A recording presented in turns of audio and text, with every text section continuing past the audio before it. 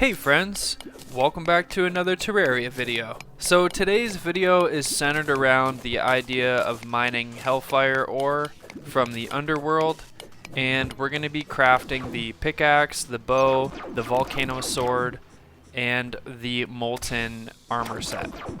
So we haven't spent a lot of time in the Underworld, but there are a lot of pretty strong creatures down here. And we also realized pretty quickly that there's a lot of money to be made here, as well as just items like the obsidian candelabras and the torches and all of the cool little items that we can mine and pick up from down here. So that was pretty cool. Obviously, just be careful with the lava. The lava is super hot. You can die very quickly. You get lit on fire, as well as you take a lot of fire damage. So just be careful with that.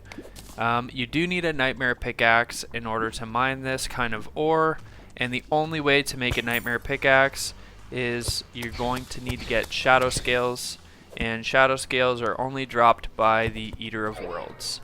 So in order for you to pretty much be able to make any molten items like the Hellfire pickaxe, the bow, the sword, or the armor, you're pretty much going to need to get yourself some scales, and that pretty much means you need to do this after you've killed the Eater of Worlds.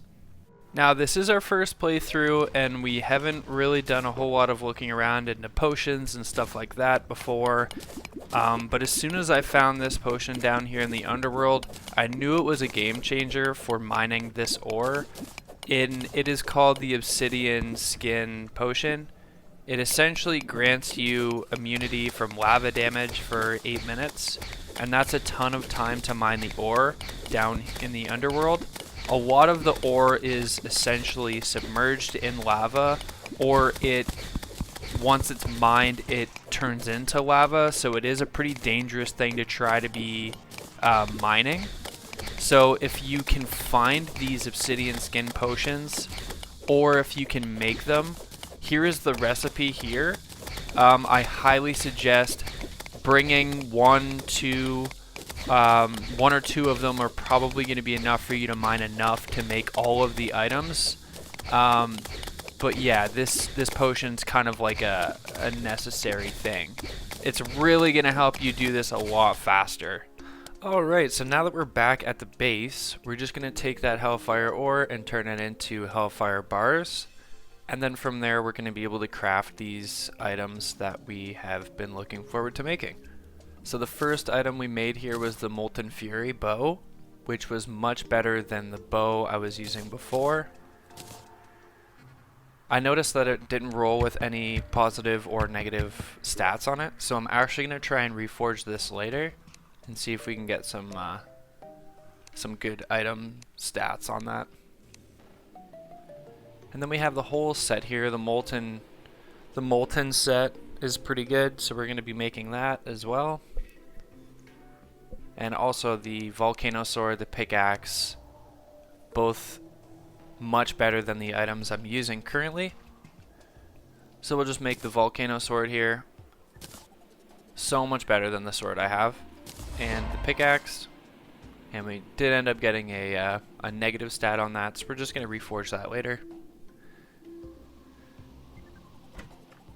But I mean, these items are like night and day compared to what I was using, so. And here we're just making the full molten set. It's a pretty cool looking set.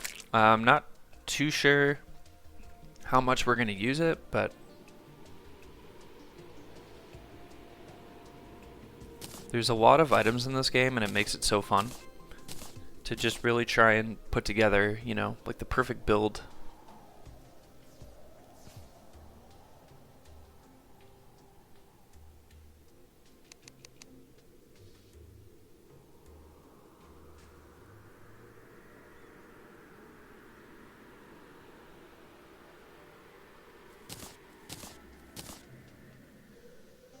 I mean, it's a really cool looking set.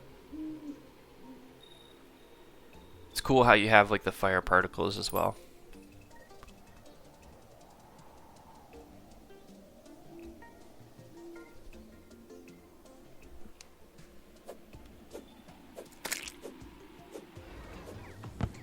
And this is me just trying everything out for the first time.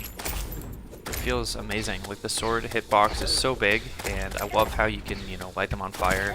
It's got pretty strong knockback, does really good damage.